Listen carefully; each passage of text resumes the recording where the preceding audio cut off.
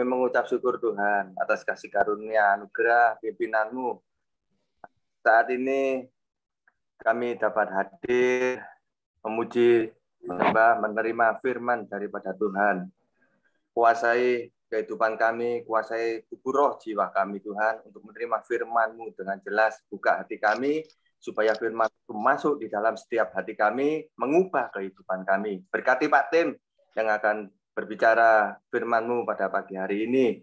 Sertai kami semuanya, juga untuk ibadah nanti, juga Tuhan pimpin, Tuhan berkati. Kami serahkan semua ini bagi yang hadir maupun yang tidak dapat hadir. Kami percaya Tuhan sendiri yang berkuasa dan hidup atas kehidupan kami. Terpujilah namamu, kami terima pengajaran hari ini di dalam nama Tuhan Yesus. Amin. Terima kasih. Amin. Ya, selamat pagi Pak Ongko, Pak Indrawan, Bu Lia, Pak Burhan yang juga sudah bergabung. Nah, hari ini kita akan melanjutkan tentang duduk di sebelah kanan Allah Bapa. Nah, sebelumnya mungkin ada yang mau ditanyakan dulu untuk mengingat kembali di pengakuan iman rasuli kita ya, panjang. Ini bagian kedua sangat panjang. Duduk di sebelah kanan Allah Bapa, lalu dari sana dia akan datang untuk menghakimi orang yang hidup dan yang mati. Oke, kalau ada yang mau ditanyakan dulu, silakan. Pak Tim, maaf ganggu, saya pesen nanti jam 8-an saya diam-diam quit ya. Oh ya, ya Pak Burhan, nggak apa-apa. Mau temenin nyonya ke gereja Algons. Oh ya, jam 8-an. Ya, oke, enggak apa-apa. Makasih. Ya. Oh, ada? Enggak jadi. Oh maaf, enggak jadi dapat sore. Sore anak nyanyi di gereja, jadi dipindah sore. Jadi saya bisa. Terima kasih, makasih. Ya, makasih Pak. Dikasih tahu. Ya. Saya ikut sampai selesai. Ya, oke. Ya, makasih. Ya. Ada yang mau ditanyakan, Pak Indrawan, Pak Ongko? Sebelum kita mulai kuliah. Yang apa, Pak? Yang pengakuan 5 rasuli yang kemarin-kemarin. Oh. Ya, sementara belum, Pak. Oke. Saya sampaikan dulu materinya, setelah itu kita boleh berdiskusi ya. Nah, hari ini kita sampai di duduk di sebelah kanan Allah Bapa yang Maha Kuasa. Oke, kita ulang. Kalau yang pertama, aku percaya kepada Allah, Bapa yang Maha Kuasa, Khalik langit dan bumi. Kita sudah pelajari. Lalu yang kedua, bagian kedua, aku percaya kepada Yesus Kristus, anaknya yang tunggal, Tuhan kita, yang dikandung dari Roh Kudus, lahir dari anak darah Maria, yang menderita sengsara di bawah pemerintahan Pontius Pilatus, disalibkan, mati dan dikuburkan, turun ke dalam kerajaan maut, artinya mati. Pada hari yang ketiga, bangkit pula dari antara orang mati. Naik ke surga, duduk di sebelah kanan Allah Bapa yang Maha Kuasa. Dan dari sana ia akan datang untuk menghakimi orang yang hidup dan yang mati. Nah, hari ini kita mau meneliti, merenungkan bagian tentang Yesus duduk di sebelah kanan Allah Bapa yang Maha Kuasa. Bapak Ibu, kalau kita merenungkan bagian ini, ya kalau tidak mengerti maknanya bisa salah ya. Kalau dikatakan Yesus duduk di sebelah kanan, nah berarti Bapaknya ada di sebelah kiri ya. Saudara kan begitu ya jadinya ya. Terus Roh Kudusnya ada di mana? Berarti ada 3 kursi atau 2 kursi. Nah, jadi bingung. Padahal kursinya hanya 1, saudara ya. Nanti kita akan lihat. Duduk di sebelah kanan Allah Bapa artinya apa? Coba ayatnya kita baca dulu di dalam Ibrani pasal 8 ayat 1 dan 2, saudara. Ibrani 8 ayat 1 dan 2, ayatnya sudah saya cantumkan di situ ya. Inti segala yang kita bicarakan itu ialah ya, kita mempunyai imam besar yang demikian, yang duduk di sebelah kanan tahta yang maha besar di surga, dan yang melayani ibadah di tempat kudus,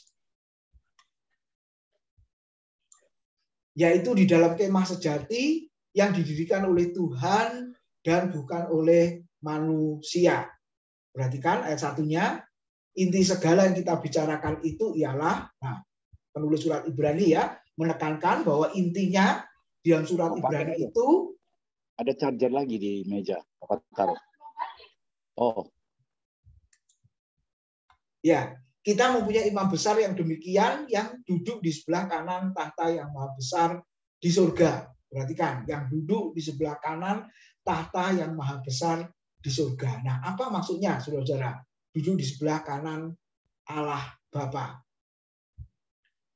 Nah, pasti ini artinya adalah figuratif ya. Kalau secara hurufiah, saudara, nanti orang akan bingung. Ya, maksudnya apa ini? Duduk di sebelah kanan, ada di sebelah kiri, dan lain sebagainya.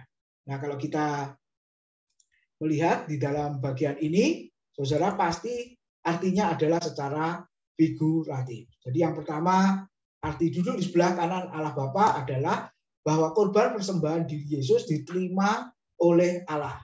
Coba Ibrani 8 ayat yang ketiga dikatakan, sebab setiap imam besar ditetapkan untuk mempersembahkan korban dan persembahan. Dan karena itu Yesus perlu mempunyai sesuatu untuk dipersembahkan. Ingat, kitab Ibrani selalu membandingkan antara perjanjian lama dengan perjanjian baru. Korban kambing domba, binatang dengan korban Tuhan Yesus. Kalau korban kambing binatang dalam perjanjian lama berulang-ulang terus-menerus, saudara, sampai Kristus datang. Nah, ketika Kristus datang, dia mati satu kali untuk selama-lamanya. Satu kali dikorbankan, saudara ya. Dan pengampunan dosa, penebusan dosa yang dia kerjakan itu tuntas. Nah, ketika dikatakan duduk di sebelah kanan Allah Bapa, kalau kita merenungkan di dalam bagian ini, ketika Yesus mempersembahkan dirinya, maka korban persembahan dirinya itu diterima oleh Bapa, diterima oleh Tuhan. Apalagi dia berkata, ke dalam tanganmu kuserahkan nyawaku, sudah selesai, dan lain sebagainya. Nah, Bapak Ibu, ini yang kita lihat makna yang pertama, duduk di sebelah kanan Allah Bapa, korban diri Yesus diterima. Lalu yang kedua, saudara, arti duduk di sebelah kanan Allah Bapa itu artinya pengantara. Nah, kalau dalam konteks PL, pengantara itu adalah imam. Dalam hal ini adalah imam besar, saudara. Ya, nah kita lihat, tetapi sekarang ia telah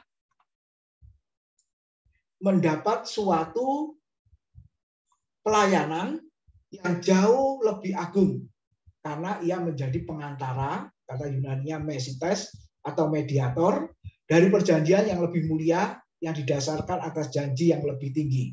Ibrani pasal 8 ayat yang ke-6 ya, dikatakan arti yang kedua duduk di sebelah kanan Allah Bapa adalah bahwa Yesus itu sebagai pengantara atau mediator, saudara. Nah, apa maksudnya? Kita lihat ya di sini, arti mesites atau mediator itu artinya mendekatkan atau menyatukan kedua pihak yang jauh, saudara. Kalau dalam perjanjian lama, umat Tuhan, orang Israel yang jauh kemudian didekatkan dengan Tuhan, saudara. Makanya perlu pengantara yang ada di tengah-tengah, yaitu seorang imam. Kenapa dikatakan jauh, saudara? Ya, kenapa belum bersatu? Karena umat Tuhan kan dikatakan orang yang berdosa, ya, dan Tuhan itu suci. Apalagi dalam konteks kitab Imamat, kalau kita bisa melihat di situ, saudara, Allah yang kudus, lalu umat manusia itu orang berdosa, orang yang najis ya, orang yang kotor. Jadi kalau kita lihat yang kudus dengan yang berdosa tidak bisa bersatu, yang kudus dengan yang berdosa sangat jauh, saudara. Makanya perlu imam supaya mereka didekatkan. Nah, kalau dalam perjanjian baru Efesus 2 ayat 14, kalau kita lihat, tolong Pak Angko baca Efesus 2 ayat yang ke-14. Kalau kita lihat Efesus pasal yang ke-2 ayat yang ke-14. Efesus 2, Pak ya. Ya, ayat 14. Efesus 2 ayat 14. Karena dialah damai sejahtera kita yang telah mempersatukan kedua pihak dan yang telah merubuhkan tembok pemisah, yaitu perseteruan. Ya, makasih. Jadi yang dikatakan tembok pemisah, perseteruan itu adalah dosa. Nah, itu yang memisahkan antara Allah dengan umat manusia. Makanya hadirlah pengantara atau imam, saudara, maka tembok pemisah itu dirobohkan, diruntuhkan. Ya, dalam konteks perjanjian baru melalui korban Kristus, maka tembok pemisah itu diruntuhkan atau dihancurkan. Saudara. Ya. Oke, lalu yang kedua, Saudara, artinya mendamaikan kedua pihak yang sedang bermusuhan. Silakan lanjut ayat 16, Pak Ongko. Ayat yang ke-16 dikatakan,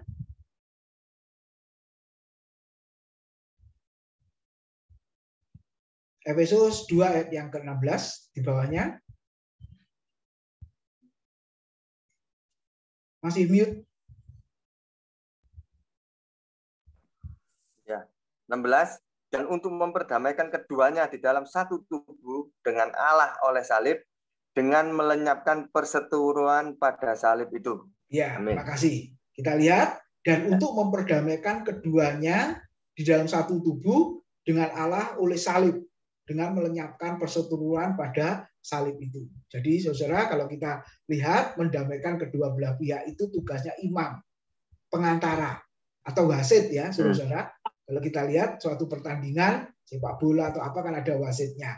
Nah itu untuk mendamaikan kedua belah pihak yang sedang bermusuhan atau sedang melakukan perlawanan di situ. Petinju juga ya, kedua belah pihak ada wasitnya di tengah-tengah. Nah, itu yang dikerjakan oleh Kristus sebagai pengantara yang dikatakan duduk di sebelah kanan Allah. Kita berpikir setelah mati, bangkit naik ke surga, tugasnya selesai. Ternyata belum selesai, saudara. Kalau saya dan saudara mati, ya meninggalkan dunia ini, tugas kita selesai. Kebaktian penghiburan selalu berkata, almarhum, almarhumah, tugasnya sudah selesai di dalam dunia ini. Seringkali saya juga berdoa, kalau masih diberi kesempatan hidup, berarti rencana Tuhan dalam hidupnya belum selesai untuk dikerjakan. Makanya masih diberi kesempatan hidup, saudara-saudara. Nah, yang sudah meninggal, tugasnya sudah selesai.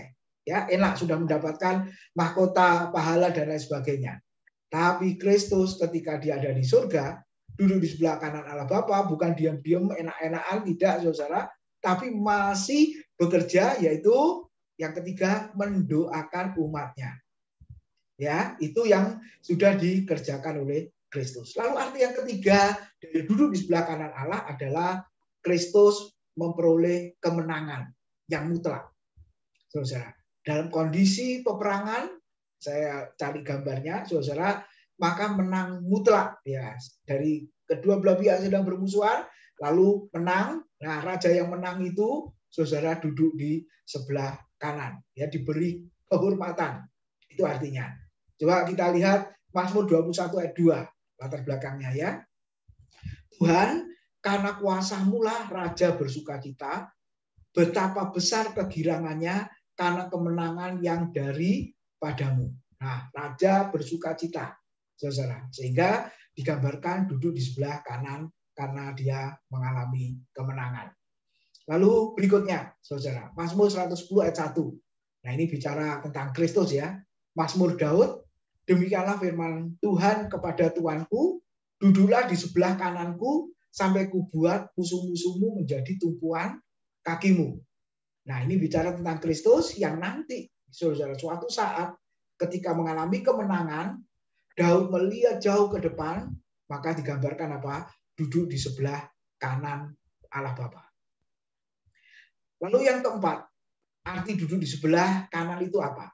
Nah, saya ambil satu contoh di 1 Raja-Raja pasal 2 ayat yang ke-19. Ya, di situ dikatakan Batseba masuk menghadap Raja Salomo untuk membicarakan hal itu untuk Adonia. Lalu bangkitlah raja mendapatkannya serta tunduk menyembah kepadanya. Kemudian duduklah ia di atas tahtanya dan ia menyuruh meletakkan kursi untuk bunda raja. Lalu perempuan itu, ya, ibu Salomo, Batseba, duduk di sebelah kanannya. Jadi artinya apa, saudara? Sama seperti ibu Salomo yang namanya Batseba, berarti Raja Salomo berkenan kepada ibunya, dan tandanya berkenan adalah didudukkan di sebelah kanan raja. Wah, ini luar biasa ya. Demikian juga Kristus. Apa yang sudah dilakukan oleh Kristus, saudara, semuanya berkenan. Makanya disebut mendapatkan perkenanan duduk di sebelah kanan Allah Bapa. Lalu ada satu ayat lagi, saudara, di dalam 1 Raja-Raja pasal 22 ayat yang ke-19 ya. Di situ dikatakan, kata Mika, sebab itu dengarkanlah firman Tuhan. Aku telah melihat Tuhan sedang duduk di atas tahtanya, dan segenap tentara surga berdiri dekatnya, di sebelah kanannya dan di sebelah kirinya. Jadi antara sebelah kanan dan sebelah kiri sebenarnya setara kalau kita melihat, saudara ya. Seringkali kita berpikir enak yang kanan saja gitu ya, saudara. Kalau di timur pakai tangan kanan, ya menyerahkan segala sesuatu pakai tangan kanan. Jabat tangan pun juga pakai tangan kanan ya, saudara ya. Itu ya sopan katanya begitu. Tapi sebenarnya kalau di tempat lain, saudara, sebelah kiri ya juga nggak masalah ya, saudara ya. Sebelah kiri juga nggak masalah. Nah, jadi itu sama-sama diperkenan, yang setara kedudukannya. Ya, kita bisa melihat bagian itu. Kemudian satu contoh lagi, Zakaria 6 ayat yang ke-13 ya. Kalau Bapak Ibu lihat di situ ayatnya dikatakan, dialah yang akan mendirikan bait Tuhan, dan dialah yang akan mendapat keagungan dan akan duduk memerintah di atas tahtanya. Di sebelah kanannya akan ada seorang imam, dan permufakatan tentang damai akan ada di antara mereka berdua. Ini bicara soal imam, saudara ya, yang akan duduk di sebelah kanan, dan imam itu membicarakan tentang damai. Nah, siapakah imam yang dimaksud? Sebenarnya ini juga bicara tentang Kristus yang adalah imam besar agung yang melintasi segala langit, kata surat Ibrani, yaitu tentang Kristus. Dan dia disebut Raja Damai, saudara. Kemudian yang kelima, apa artinya dia duduk di sebelah kanan Allah Bapa? Nah, kalau kita lihat, saudara, tugas selesai. Tugas di dunia ini selesai. Nah, ketika Kristus lahir, lalu hidup, kemudian melayani, kemudian dia ditangkap, lalu dihukum mati, pada hari yang ketiga dia bangkit, lalu naik ke surga. Berarti tugasnya di dalam dunia sudah selesai, kemudian dia duduk di sebelah kanan Allah Bapa. Saudara, kita lihat ayat-ayatnya. Ini di surat Wahyu pasal 5 ayat yang ke-7. Di surga anak domba Allah digambarkan di sebelah kursi tahta Allah. Lalu datanglah anak domba itu dan menerima gulungan kitab itu dari tangan dia yang duduk di atas tahta itu. Saudara. Kemudian kita bisa melihat berikutnya. Dan aku mendengar, Wahyu 5 ayat 13. Semua makhluk yang di surga, dan yang di bumi, dan yang di bawah bumi, dan yang di laut, dan semua yang ada di dalamnya berkata, lihat Bapak Ibu, ini setelah segala sesuatunya berakhir, ya saudara, lalu di surga dikatakan, makhluk yang di surga, yang di bawah bumi, dan yang di bawah bumi, dan yang di laut. Jadi artinya apa? Bahwa dia adalah Allah yang berkuasa atas surga, bumi, bawah bumi. Bawah bumi itu adalah dunia orang mati yang kita sudah pelajari kemarin, dan yang di laut dimanapun tempat, saudara, ya semua dikuasai oleh Tuhan. Berkata, bagi dia yang duduk di atas tahta dan bagi anak domba adalah puji-pujian dan hormat dan kemuliaan dan kuasa sampai selama-lamanya. Pada akhirnya, saudara, seperti Filipi pasal 2, ya, Paulus mengatakan apa? Segala lutut akan bertelut, semua lidah mengaku. Bagi dia. Nah, ini akan digenapi ya, saudara-saudara ya.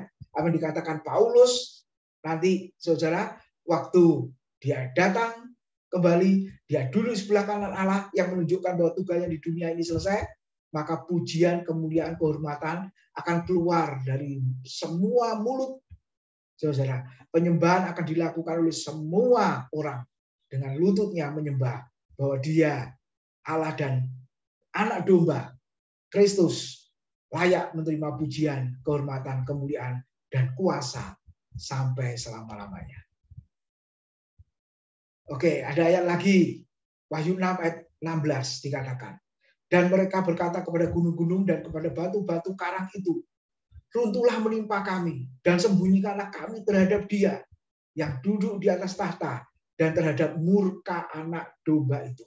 Jadi saudara, ini satu pemandangan yang luar biasa ya. Nanti suatu saat ya orang-orang akan menyembah Dia, dan orang yang saudara dikatakan ya yang tidak layak menghadiri pesta perkawinan anak domba itu, mereka minta mati ya saudara. Digambarkan seperti itu. Runtuhkanlah menimpa kami, gunung-gunung batu, ya. Sembunyikanlah kami terhadap Dia, tidak tahan melihat kemuliaan, tidak tahan saudara menghadapi hadirat Tuhan yang luar biasa seperti itu, saudara. Sehingga kita bisa melihat endingnya nanti seperti itu. Oke, ada satu ayat lagi, Wahyu 7 ayat 10. Dan dengan suara nyaring mereka berseru, keselamatan bagi Allah kami yang duduk di atas tahta dan bagi anak domba. Itulah saudara membicarakan bahwa tugas Kristus telah selesai dalam dunia ini, yaitu Dia duduk di sebelah kanan Allah Bapa. Amin. Silakan kalau ada di antara Bapak Ibu yang akan bertanya atau mendiskusikan bagian ini. Silakan. Pak Indrawan, Bu Lia, Bu Prianingsih, Pak Ongko. Ya Pak Tim.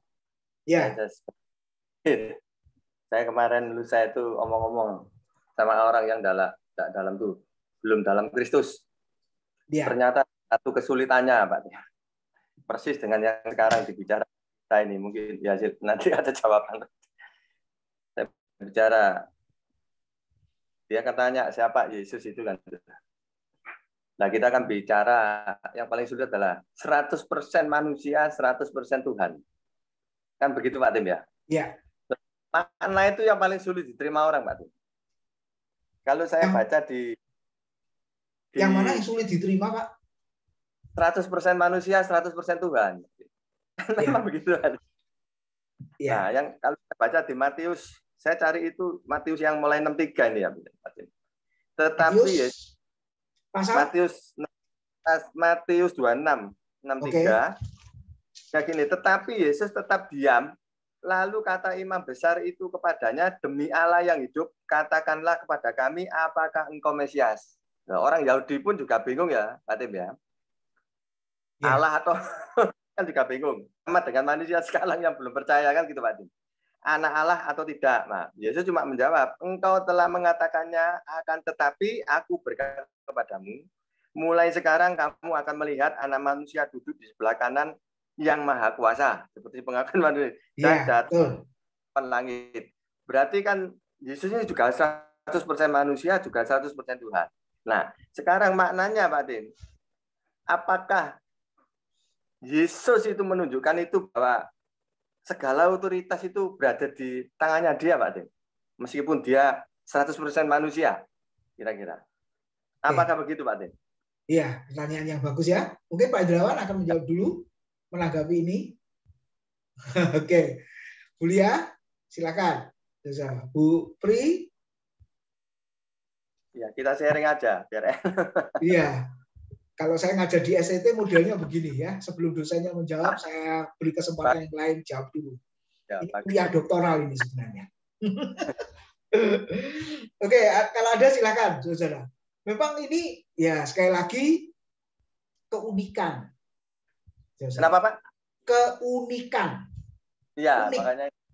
Keunikan dari iman Kristen. Orang menjelaskan kan harus jelas Pak Tim.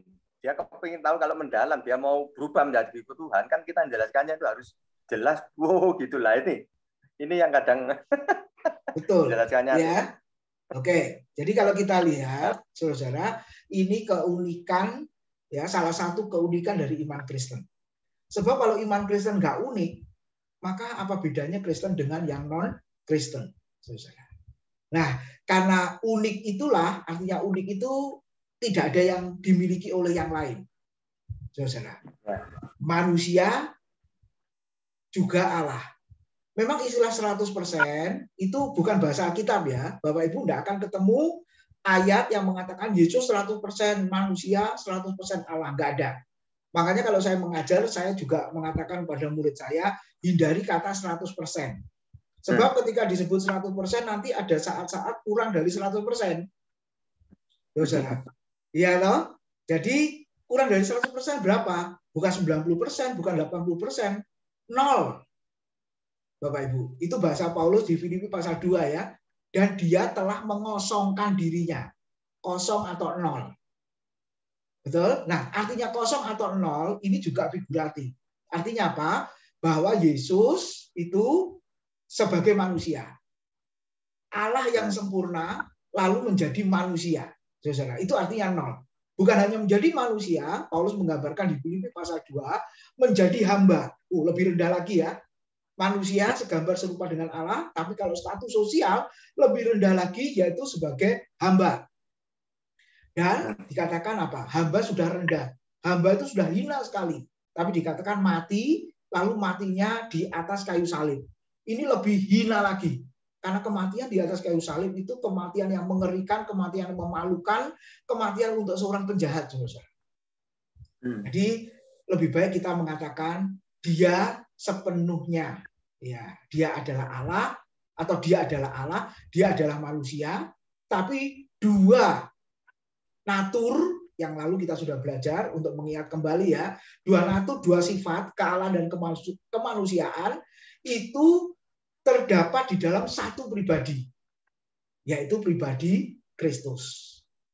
Bukan dua pribadi ya, manusia dan kealahan bukan dua pribadi, tapi satu pribadi, yaitu di dalam pribadi Kristus. Di mana kemanusiaan dengan kealahan tidak bercampur. Ya, saudara, tidak bercampur dan tidak kehilangan identitas masing-masing. Nah, biasanya kalau sesuatu bercampur itu kan otomatis kehilangan identitasnya ya. Seperti tadi pagi buat kopi, saudara. Ada air, ya, air putih, lalu ada gula, ada kopi.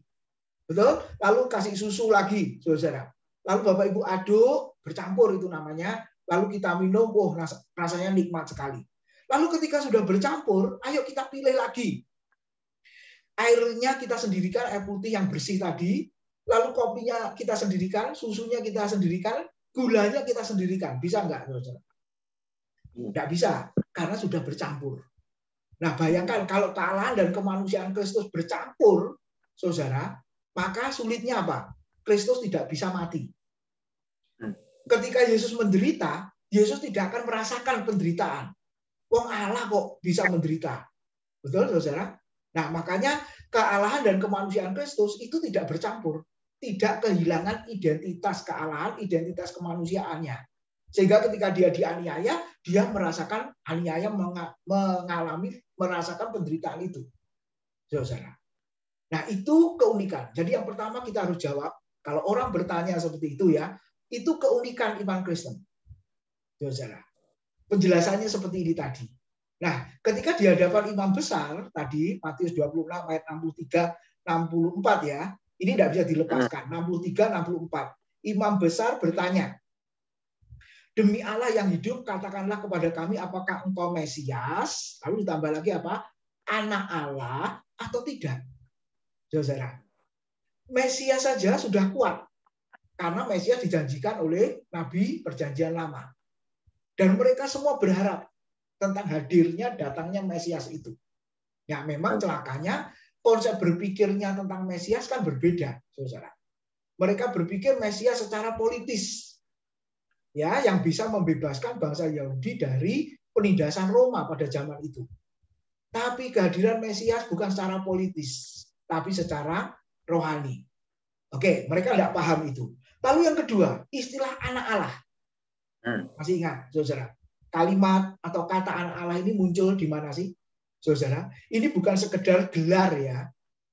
Kalau dalam teologi Perjanjian Baru, banyak gelar yang diberikan oleh Kristus. Diberikan kepada Kristus.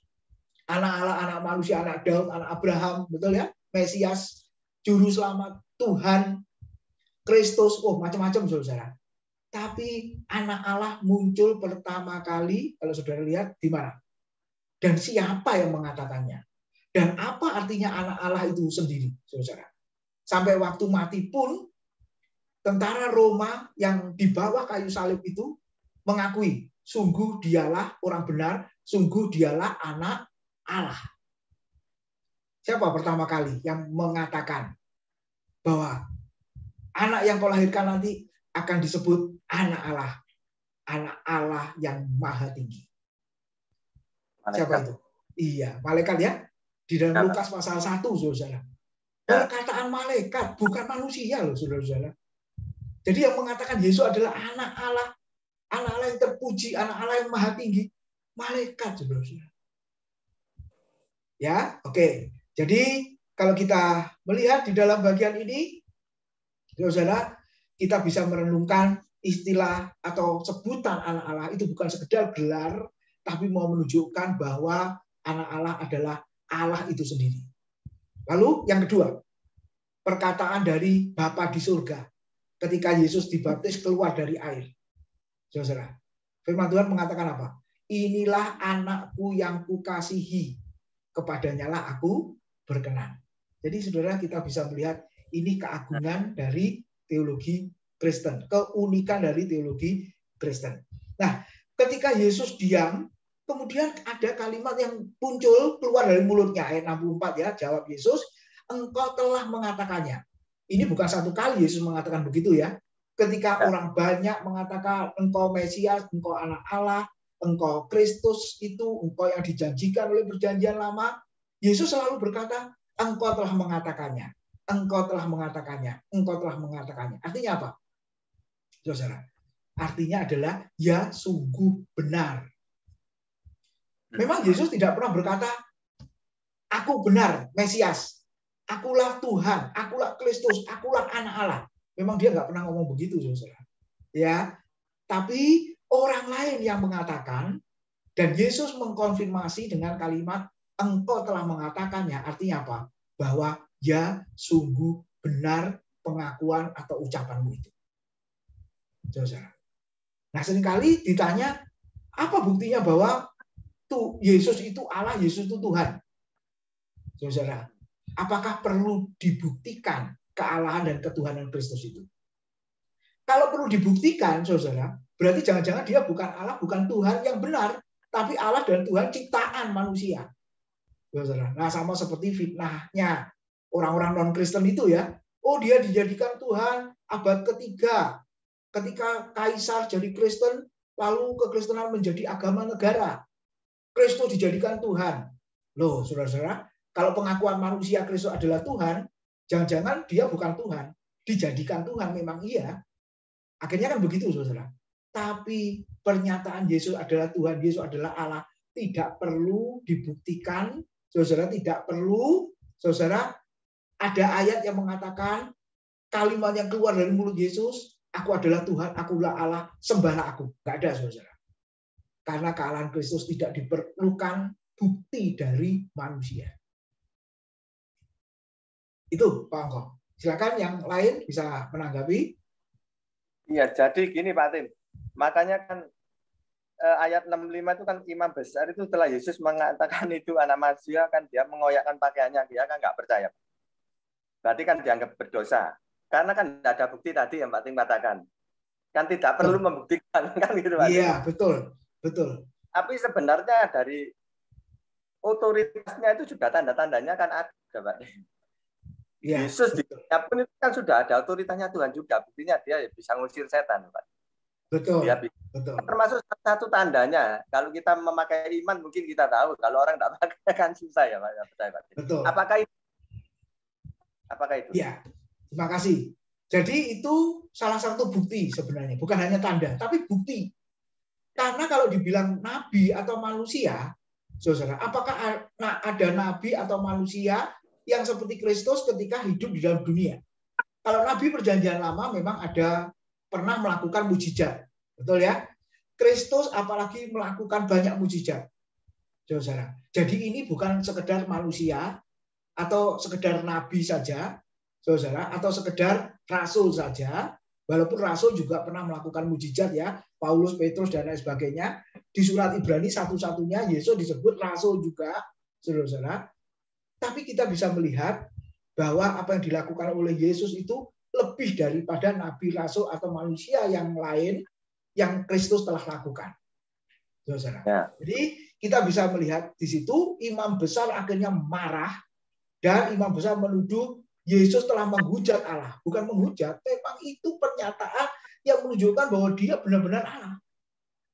Ya, seperti itu ya. Nah, apalagi ditambah duduk di sebelah kanan Allah Bapa. Nah, jadi artinya apa, saudara? Yang diperkenan, mengalami kemenangan, ya, sebagai pengantara. Siapa itu, saudara? Siapa itu? Mereka tahunya imam-imam. Jadi ini kan mau mengatakan bahwa engkau imam besar, siapa itu di atasnya ya? Kayafas. Engkau bukan apa-apa kalau begitu. Engkau bukan siapa-siapa. Nah, Yesus mau membandingkan dirinya dengan imam besar Kayafas seperti itu. Ya. Nah, itu Pak Ko. Jadi Ya, ini penjelasan yang harus dijelaskan, tapi memang sekali lagi Roh Kudus bekerja pasti membuat orang yang bertanya itu mengerti ya. Nah, kadang-kadang Roh Kudus sudah bekerja, mereka tetap mengeraskan hati. Mereka sudah punya pemikiran dulu, ya ini yang susah. Ya. Saudara ya. Ini yang susah. Tapi tidak apa-apa, tetap kita ajarkan, tetap kita sampaikan, saudara. Ya. Amin. Oke, silakan yang lain. Nah, ini ada mahasiswa saya, Putri. Selamat datang ya. Dari Jawa Tengah. Oke, silakan. Ada yang lain menanyakan hal ini, saudara? Jadi ini mesti orang Kristen memahami dengan baik. Memang sulit ya Pak Tim ya. Jadi Kristus ini memiliki dua pribadi tadi disebutkan. Bukan dua pribadi Pak. Ya, tetap satu pribadi. Satu pribadi, tapi dua ada natur. Allah, ada manusia. Betul. Ya. Tetapi di dalam satu Kristus toh, satu Kristus ada dua satu bagian. Pribadi Kristus, iya. Nah, ya ini dua-dua, tapi kalau secara manusia, kalau ada di dalam satu tubuh, biasanya menyatu Pak. Padahal tadi Pak Tim ngomong enggak, kalau satu itu kealahnya nggak mungkin, dia Allah dia manusia menjadi satu bagaimana lah gitu. Tapi memang sulit ini Pak, terangkan ini sulit. Wong ini di dalam satu tubuh loh, kan tubuh ada dua ini yang mungkin agak harus diperhatikan kalau kita salah menyampaikan apa loh, ini satu dalam satu ya bagaimana bisa dua gitu loh ya gitu ya terima kasih Pak. Ya makanya ini disebut unik tadi. Kalau istilah teologisnya adalah hypostatic union, kesatuan hipostatik. Nah itu ya saudara, kalau di teologi muncul istilah yang seperti itu. Ini mahasiswa harus tahu ini. Artinya apa? Kealahan dan kemanusiaan Kristus ya bersatu tapi tidak bercampur dan tidak kehilangan identitas masing-masing. Nah, ini definisinya. Saudara ya. Nah, untuk menjelaskan detailnya adalah sebab kalau bersatu Yesus nggak bisa mati. Kemanusiaan Yesus nggak bisa mengalami sakit ketika dianiaya, disiksa. Itu Pak. Jadi satu ini dalam arti apa ya? Menjelaskan satunya itu satu kesatuan lah Pak. Lebih baik gitu ya. Satu kesatuan atau dalam kesatuan. Nah, ini ada hubungannya dengan Tritunggal ya. Tapi nggak nyampur, Pak. Betul. Betul. Gitu. Kalau nyampur akhirnya kehilangan identitas masing-masing. Nah, ini yang gawat. Ini yang bahaya. Betul ya? Seperti suami istri, satu kan, satu kesatuan, tapi nggak bercampur toh. Tetap laki, tetap perempuan, tetap suami, tetap istri kan gitu. Betul. Kalau yang lain diberi ilustrasi suami istri bisa ngerti, betul. Tapi khusus untuk Allah Tritunggal mereka nggak ngerti-ngerti, saudara. Ini yang luar biasa. Karena Alkitab berkata memang orang yang dikarunia, yang dapat anugerah, yang bisa ngerti. Di samping itu juga belajar terus ya, saudara. Yang sudah belajar aja kadang belum ngerti-ngerti, nggak apa-apa. Kita terus belajar. Ya ini kalau dapat pekerjaan Roh Kudus nggak akan mengakui itu, Pak. Iya, Pak. Iya, betul, dengan adanya Roh Kudus kita akui itu, dia percaya, nah, sebetulnya namanya lahir baru, gitu. Iya, lahir baru. Kalau belum lahir baru gak ngerti-ngerti gitu ya, Roh Kudus pasti menolong untuk membuat lebih mengerti. Betul, ini bagian yang dikatakan sulit, tapi menurut saya bagian yang sangat penting karena ini keunikan, saudara. Keunikan. Orang lain non-Kristen mengklaim keunikan, silakan. Tapi ini juga termasuk keunikan, saudara, ya, yang tidak dimiliki oleh yang lain. Oke, yang lain lagi silakan, saudara. Iya Pak, karena Ya, tidak dipakai kealahannya di dunia ini Pak. Jadi dia nggak pakai kealahannya. Kalau dia pakai kealahannya, semua kan keajaiban itu terjadi semua ya Pak. Yaitu seperti betul. Pak Tim cerita tadi, kalau pakai kealahannya Tuhan Yesus tidak bisa mati. Jadi dia tidak memakai kealahannya di dunia ini. Dia berserah aja gitu aja. Ya, makasih Bu Lia. Jadi kealahan tanda petik tidak dipakai bahasanya Bu Lia untuk memudahkan itu waktu dia di atas kayu salib. Makanya bisa mati. Tapi waktu dia di dalam dunia, ya Bu Lia dan juga yang lain, Yesus juga Allah. Buktinya apa? Dia berkuasa atas hari Sabat. Betul? Ya saudara? Kalau hari Sabat tidak boleh melakukan pekerjaan, tapi justru Kristus memerintahkan. Ya, Kristus memerintahkan supaya menolong orang. Yesus menyembuhkan orang sakit di hari Sabat. Ketika dituduh untuk melanggar Sabat, lalu Yesus berkata, Anak manusia berkuasa atas hari Sabat. Nah, yang berkuasa atas hari, zaman, waktu siapa? Saudara? Allah. Lalu bukti yang kedua apa? Kalau waktu di dalam hidup, di dalam dunia dia Allah. Orang menyembah Yesus. Mana ada manusia disembah, saudara-saudara? Ya, kecuali raja-raja. Karena dia mengaku Tuhan, mengaku dewa, mengaku kaisar. Sehingga disembah kan? Tapi lihat, orang banyak itu otomatis, saudara, menyembah Kristus. Contoh, Lukas pasal 5, coba. Petrus ya. Di dalam Lukas pasal 5, ayat yang ke-8. Silakan, siapa? Pak Indrawan, boleh baca. Lukas 5 ayat yang ke-8. Lukas 5 ayat ke-8. Ketika Simon Petrus melihat hal itu, ia pun tersungkur di depan Yesus dan berkata, Tuhan, pergilah daripadaku, karena aku ini seorang berdosa. Oke, terima kasih. Ketika Simon Petrus melihat hal itu, ia pun tersungkur. Wah, saudara-saudara lihat ya. Dan Yesus tidak berkata, jangan, engkau jangan sembah aku. Nggak ada, saudara-saudara ya. Dengan kata lain, otomatis terima penyembahan itu. Ya, benar ya, saudara-saudara ya. Walaupun tidak mengatakan, aku menerima penyembahanmu. Ya, tekuk lututmu, walaupun dia tidak pernah mengatakan seperti itu. Tapi Petrus dan juga yang lain, saudara, itu semua menyembah. Apalagi kalau Yesus sudah bangkit dari antara orang mati, Maria Magdalena pun juga sujud menyembah, saudara. Ya, lalu Petrus mengatakan apa? Tuhan, pergilah daripadaku karena aku ini seorang yang berdosa. Apa hubungannya antara menyembah lalu pengakuan pergilah daripadaku karena aku ini orang yang berdosa? Apa ini hubungannya? Apa kaitannya? Apa relasinya, saudara? Ternyata Petrus melihat Tuhan Yesus bukan sekedar nabi, bukan sekedar guru. Ini kan konteksnya Petrus jadi murid, lalu Yesus adalah gurunya, benar? Ya, waktu Petrus dipilih jadi rasul, jadi murid itu kan. Tapi lebih dari itu, sebutan Tuhan berarti yang agung, yang memiliki segala sesuatu, yang punya otoritas segala sesuatu. Kemudian dia berkata, pergilah daripadaku karena aku ini seorang yang berdosa. Jadi kontras, Tuhan yang suci, Yesus yang kudus, dia orang berdosa.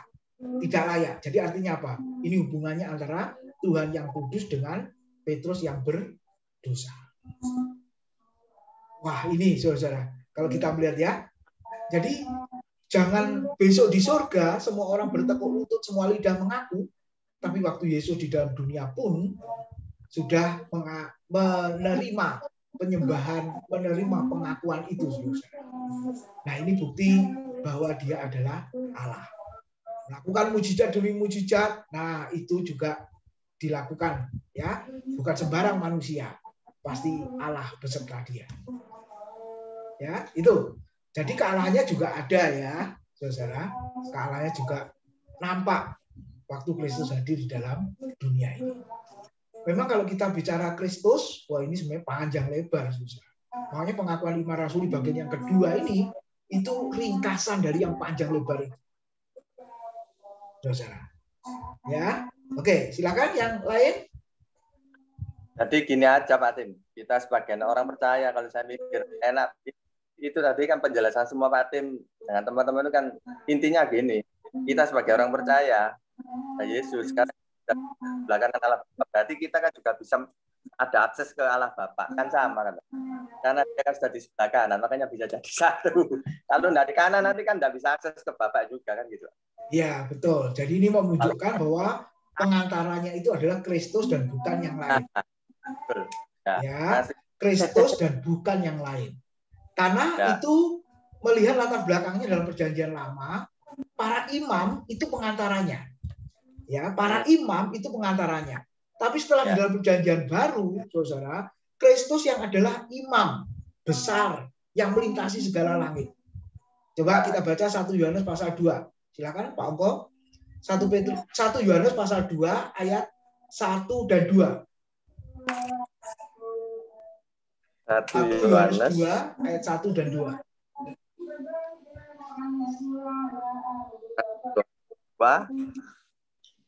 1 Yohanes ya Pak ya? Ya, 1 Yohanes 2 ayat 1 dan 2.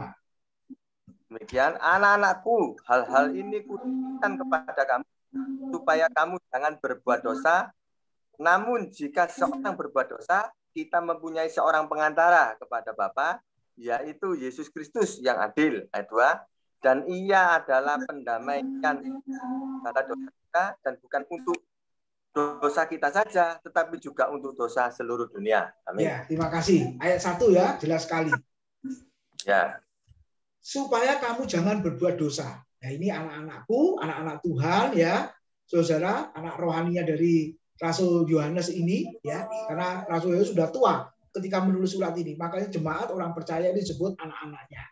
Ya, yang sudah lahir baru dikatakan jangan berbuat dosa. Nah, orang yang sudah lahir baru bisa jatuh dalam dosa, tapi tidak hidup dalam dosa. Ini yang harus dipahami ya, saudara. Apa artinya tidak hidup dalam dosa, saudara? Bisa jatuh dalam dosa, bisa. Seandainya jatuh dalam dosa atau berdosa, maka jangan bersedih hati karena dikatakan jika seorang berbuat dosa karena kecelakaan atau jatuh dalam dosa, kita mempunyai seorang pengantara pada Bapa, yaitu Yesus Kristus yang adil, dan Yesus Kristus adalah pendamaian untuk segala dosa kita. Jadi saudara, nyambung antara PL, saudara, dengan arti duduk di sebelah kanan Allah Bapa, itu menunjukkan bahwa dia adalah pengantara. Makanya doa kita selalu fokusnya, tujuannya kepada Kristus.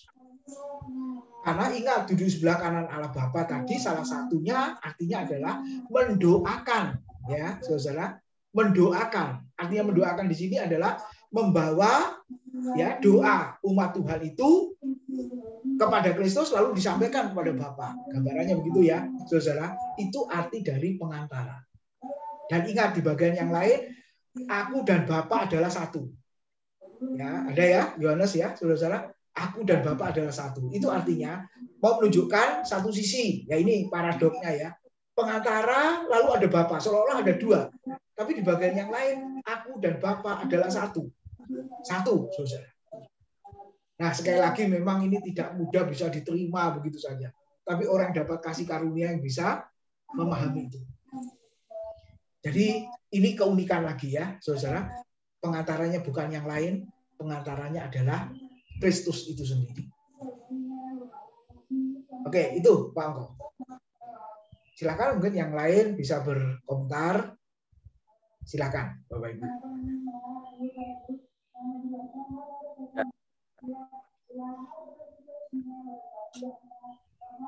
Ya, ada Pak Angko? Ya Pak Tim, nanti lainnya berbagian.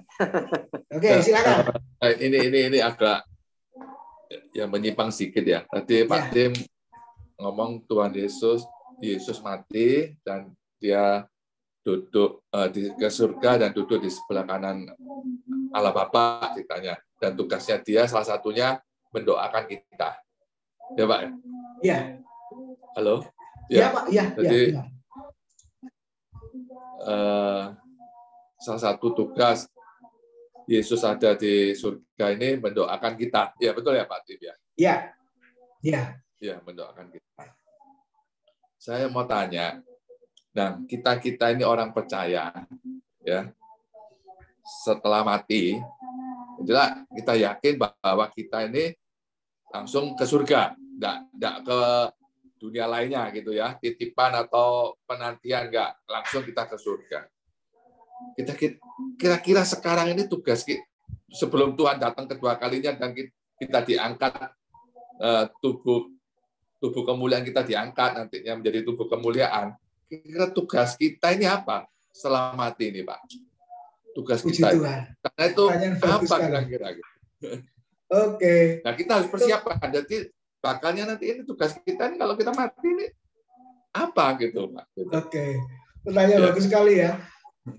Ada yang menjawab, aduh kok mikirin yang mati ya, mikirin hidup aja susah. Oke. Tapi ini harus bukan, karena kita persiapan, Pak. Kita yang masih hidup, bakalnya ini kita harus ada tugas, Mas Ian. Iya, betul. Walaupun tubuh kita ini belum dibangkitkan dan dibawa ke atas, Pak. Sudah ada tugas ini, gitu. Iya. Kita sudah di sana, mungkin tugas apa kira-kira gitu. Iya, makasih Pak Indra. Bagus ya. Silakan yang lain, Bapak Ibu. Apa kita nggak ada kerjaan nantinya? Ya, saudara. Kita semua yakin. Jadi pengacara di sana. Apa jadi pengacara di sana? Pengangguran banyak acara gitu. Kalau pengangguran banyak acara berarti bukan pengangguran, Pak ya. Sibuk berarti artinya. Oke, nanti kira-kira bukan kira-kira ya. Kita mengajarkan kalau di surga nanti apa yang dilakukan. Ya, saudara. Silakan yang lain dulu. Apa, Bu? Memuji-muji Tuhan. Iya, Pak Indrawan, itu salah satu tugasnya, Pak. Karena kita wahyu mencatat itu. Ya. Bahkan Tuhan mengatakan apa? Aku memberikan nyanyian baru. Ya. Yang belum pernah terdengar. Saudara, belum baru. Jadi, Bapak Ibu jangan berpikir lagu yang di dunia ini ya yang nanti kita nyanyikan enggak laku, Saudara. Ya, apalagi lagu-lagu cengeng, lagu-lagu yang menunjukkan kemanusiaan, mengagungkan manusia apa humanisme ya namanya, tidak mengagungkan Tuhan sama sekali. Aduh, itu enggak laku lagu yang seperti itu, Saudara. Ya, jadi lagu apa? Kata kitab lagu baru. Coba ketik nyanyian baru ya. Itu sudah dinubuatkan oleh kitab Mazmur, Saudara-saudara. Coba kita cari ayatnya, saya juga belum hafal. Tapi yang jelas ada di kitab Wahyu, Saudara ya. Ketik nyanyian baru.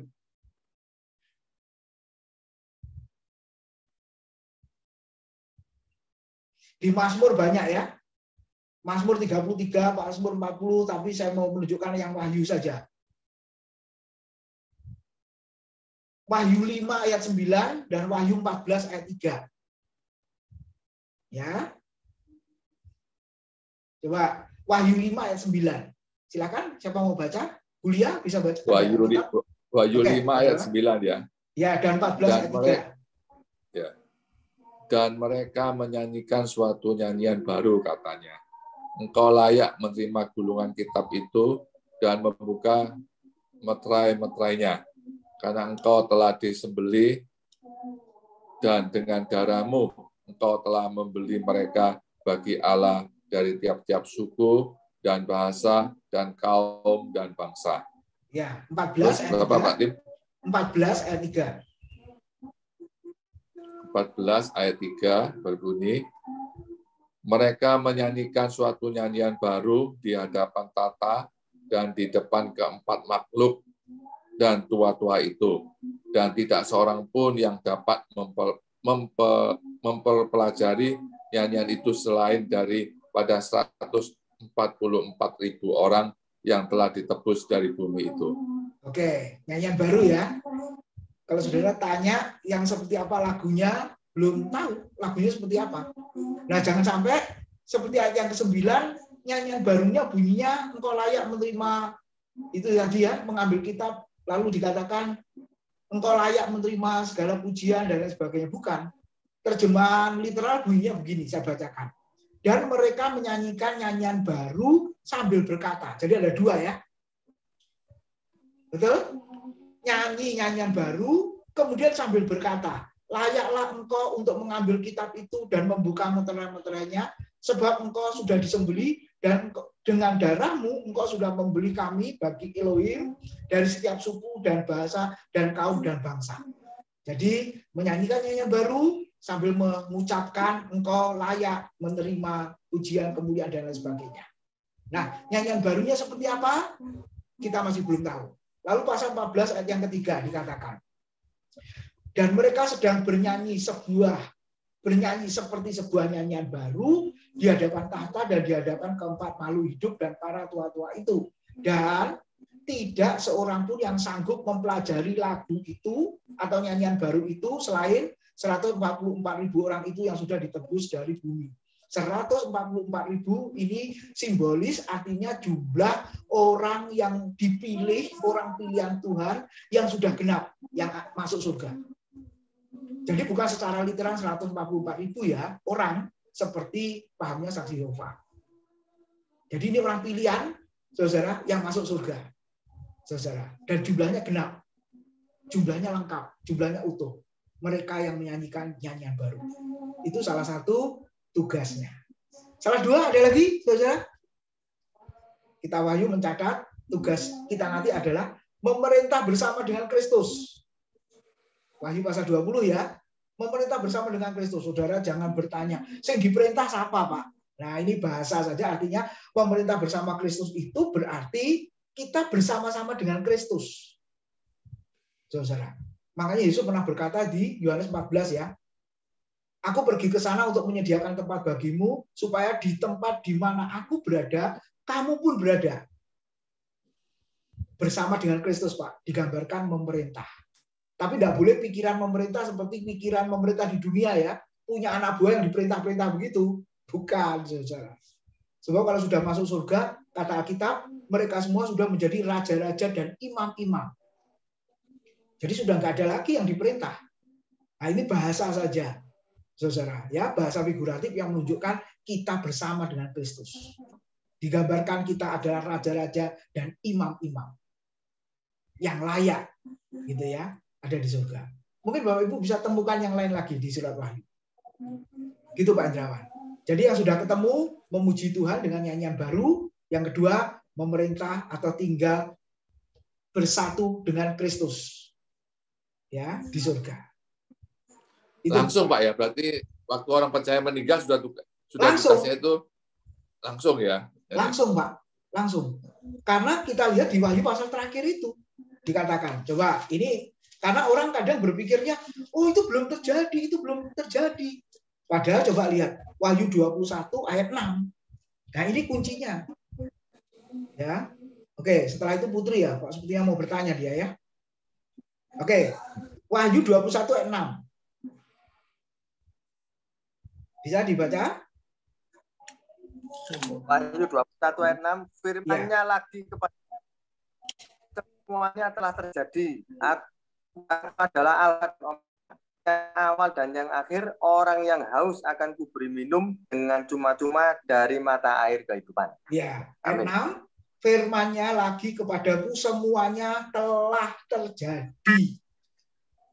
Jadi yang sudah meninggal, saudara, sudah di surga. Kalau berdasarkan Wahyu 20 sudah memerintah bersama dengan Kristus, ya, saudara, sudah menjadi raja dan imam, sudah terjadi. Jangan nunggu, saudara. Ini tidak pakai teologi macam-macam ya. Alkitab menjelaskannya. Nah, seringkali orang terpaku dengan teologi-teologi sehingga mengatakan, oh belum terjadi Pak, besok Pak. Oh enggak. Bagi yang sudah meninggal sudah terjadi. Itu Pak Indrawan. Jadi nggak nganggur Pak yang sudah mati itu Pak. Sudah bersama Kristus, memerintah bersama Kristus, menyanyikan nyanyian baru. Gitu ya, saudara. Pernikahan anak domba. Nah seringkali kan orang berpikir pernikahan anak domba belum terjadi. Loh kok belum terjadi? Orang yang sudah meninggal ya sudah bersama dengan Kristus. Nunggu apa lagi, saudara? Kenapa ini disebut akan-akan? Karena surat ini ditujukan kepada orang Kristen yang masih hidup, yang sedang mengalami penganiayaan sebagai pengharapan dan sukacita nantinya di surga. Gitu, Pak Indrawan. Ya, oke Putri. mau bertanya? Silakan. Masih mute ya? Saya sambil masak ini Pak, sambil kerja Pak. Ya, oke. Ini menarik sih. Tadi sempat terlambat, maaf ya Pak. Ya nggak apa-apa, nanti ada YouTube-nya. Oke. Terus saya sedang mengalami sesuatu yang seperti ini gitu. Jadi ketika orang percaya meninggal itu kan langsung ke surga gitu ya. Tetapi untuk orang yang tidak percaya kan kita nggak tahu kemana gitu, dan kita nggak mau kayak pasti ke neraka nih ini kan. Kita sebagai orang anak-anak Tuhan kan tidak boleh menghakimi juga gitu toh Pak. Nah tapi kan ada kalanya kalau meninggal itu kan itu cuman rohnya toh Pak. Badannya kan kalau yang sudah meninggal itu kan tidak dibawa gitu. Tapi untuk yang rapture itu kan dibawa. Itu nanti pasti ada satu perbedaan toh Pak. Nantinya di sananya gitu ada yang dibawa tubuhnya, ada yang tidak gitu. Nah, tapi ada lagi yang bilang, oh belum kok, ini nanti semuanya itu dalam yang sudah meninggal terlebih dahulu sebelum penghakiman, sebelum ini masih di dalam tempat penantian. Nah, sedangkan penantian saya juga nggak pernah ke sana gitu, belum pernah ke sana gitu. Nah, itu kan banyak sekali kayak berita-berita yang seperti itu, ada juga yang langsung ke surga, ada juga yang masih di penantian. Nah, itu cara menanggapinya kita gimana? Sedangkan kemarin kan saya habis kehilangan. Sudah lama sih Pak, cuman 40 hari lebih gitu. Dan saya dengan keyakinan saya, karena saya sekarang sudah sama Tuhan gitu, pasti sudah ada di dalam Tuhan lah intinya gitu. Nggak mungkin lah penasaran atau yang dibilang orang gentayangan gitu, kalau yang orang-orang awam bilang sinetron. Iya. Iya. Nah saya percaya aja, doa saya ya saya percaya, saya yakin. Tapi keluarga saya kan satu pun nggak ada yang seperti itu keyakinannya, karena saya memang Kristen sendiri di seluruh keluarga besar toh Pak. Jadi saya terlihat lebih dibilang sesat gitu. Cuma saya Pak. Puji Tuhan sekali saya tapi. Iya. Nah, terima kasih. Kemarin saya ditelepon, belum Pak, nanti dulu ditelepon. Belum. Itu katanya belum. Iya. Ini kan saya kehilangan tercintaan saya, jadi saya apa ya, kadang enggak terima gitu, karena memang itu orang terdekat saya gitu kan, kakak saya gitu, dibilangnya dia itu masih di sini loh, belum kemana-mana karena dia itu masih menuntut sesuatu yang belum selesai di dunia. Aku bilang ngapain, kan aku gitu ya Pak, dengan keceplosan saya kan ceplas-ceplos toh Pak. Ngapain, udah enak di sana, ngapain kamu menuntut yang di dunia, itu udah urusan yang masih hidup, aku pikir begitu. Tapi itu yang mengatakan itu justru dia itu hamba Tuhan gitu loh Pak, hamba Tuhan tapi dari agama yang berbeda, itu bukan Kristen lah, maksudnya masih Katolik gitu. Itu dia berhamba di situ dan dia tinggal di paroki gitu, tapi bisa mengatakan seperti itu. Nah itu kan jadi pola pikir saya, loh kok bisa ngomong kayak gini ya, ini dari Tuhan atau dari si jelek itu gitu. Sedangkan keyakinanku kayak gini. Nah keluarga aku jadi 100% itu memihak kepada si yang ngomong ini, dan akhirnya menyerang saya semua gitu loh Pak. Nah itu gimana bisa terjadi seperti itu, dan cara penyelesaian saya harus berpikirnya seperti apa gitu Pak. Makasih. Oke, pertanyaan yang bagus. Jawabannya minggu depan, karena sesuai dengan materi, yaitu menghakimi orang yang hidup dan yang mati. Karena waktunya juga sudah habis. Gitu ya, Putri ya. Minggu depan bisa join lagi, kita akan bahas itu ya. Jadi intinya adalah setelah meninggal kemana, terus apa yang dilakukan sudah dibahas. Sebenarnya yang ditanyakan Putri, pengangkatan dan lain sebagainya sudah dibahas semua sebenarnya. Nanti saya kasih YouTube-nya ya, untuk dipelajari. Oke Pak. Oke Tuhan berarti. Oke, silakan tutup dengan doa. Amin. Sekalian Putri berdoa. Aduh. Yuk silakan bersyukur buat kelas kita ya. Mari kita berdoa. Bapa di dalam nama Tuhan Yesus yang ada di dalam surga, terima kasih atas pagi hari ini Tuhan. Kami semua berkumpul lewat Zoom. Kami bersyukur Tuhan, kami masih bisa dapat saling berbagi, dapat saling bercerita, dapat saling mendapat pengajaran dari hamba-Mu Tuhan yang Kau berkati. Terima kasih Tuhan, biarkan setiap hamba-hamba-Mu, Pak Tim juga, dan semua orang yang mengikuti kelas ini Tuhan, Kau berikan pencerahan, Kau berikan kekuatan, Kau berikan berkat yang melimpah, Kau berikan pelayanan Kau berkati Tuhan, dan biarkan setiap keluarga besarnya Kau berikan hikmat dari dan kesehatan yang luar biasa juga, pagar tutup bungkus dan topik yang dari Tuhan. Terima kasih Tuhan atas setiap pengajaran. Biarkan setiap pengajaran itu meresap di dalam kehidupan kami, di dalam hati kami, sehingga kami bisa mengaplikasikan semuanya di dalam kehidupan kami untuk sesama kami. Kami ingin menjadi berkat untuk sesama kami, menjadi penyalur berkat bagi sesama kami, dan pembawa damai dimanapun kami berada Tuhan. Biarkan Kau yang bekerja di dalam hidup kami, dan kehendak-Mu saja yang terjadi dalam hidup kami. Di dalam nama Tuhan Yesus Kristus kami berdoa. Haleluya. Amin. Amin.